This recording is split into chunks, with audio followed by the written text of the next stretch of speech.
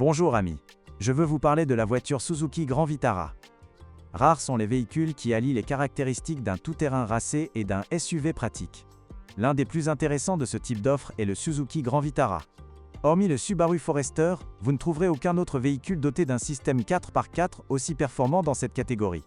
Cependant, le concurrent de la Pléiade n'offre pas autant d'options de réglage de la transmission. Pour reprendre le slogan publicitaire du Grand Vitara par le passé, soit Suzuki, soit rien. La gamme de moteurs du Suzuki Grand Vitara 2 est plutôt adaptée aux conditions américaines. Malheureusement, la plupart des Européens auront du mal à choisir le bon moteur. Pourquoi? Pour une raison très simple. Certains moteurs seront trop lents, et d'autres trop gourmands. Concernant les moteurs essence, les versions les plus gourmandes sont principalement les versions de base, à savoir 1,6 et 2,0 L. Le premier ne consomme que 9 loa à 100 km dans les embouteillages, ce qui ne lui permet malheureusement pas de tenir tête à ce tout-terrain anguleux.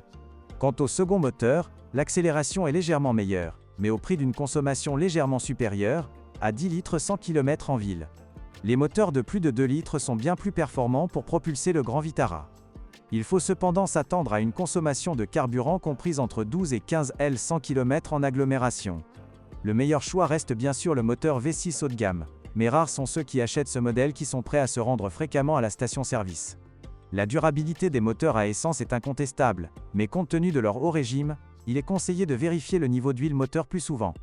Pour le vieux continent, Suzuki a implanté un moteur diesel Renault dans le Grand Vitara.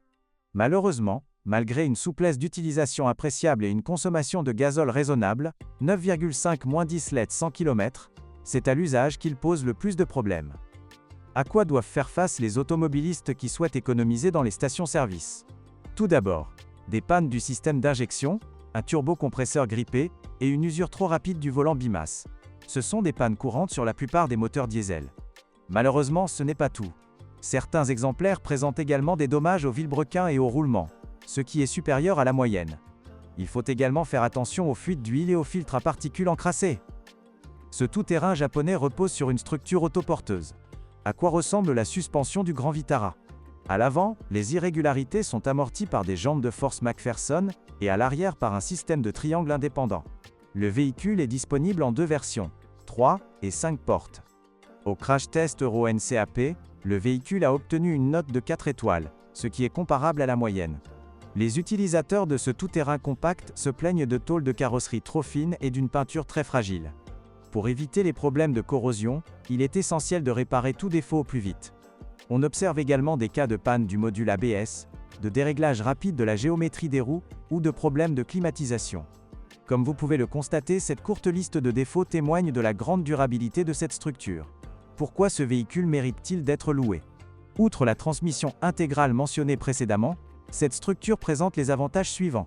Une grande fiabilité des moteurs à essence, une suspension confortable, un intérieur spacieux et une utilisation intuitive de tous les appareils de bord, ainsi qu'une carrosserie au design intemporel. Quels sont les défauts du Grand Vitara? Un tableau de bord en plastique grinçant, un intérieur au style épuré, des pannes fréquentes de moteurs diesel et essence gourmands en carburant. Merci de m'avoir écouté. N'oubliez pas de vous abonner à la chaîne et de noter ma vidéo. Si vous connaissez des problèmes avec cette voiture que je n'ai pas mentionné, n'hésitez pas à les mentionner dans les commentaires. Bonjour les amis. Vous cherchez une voiture d'occasion? Vous devez prêter attention au site web carm.pro. Carm.pro est grand catalogue de voitures, moteurs, boîtes de vitesse. Et le meilleur, c'est que vous pouvez trouver des informations sur les pannes de n'importe quelle pièce. Complètement gratuit. Allez sur le site web carm.pro et découvrez tous les éventuels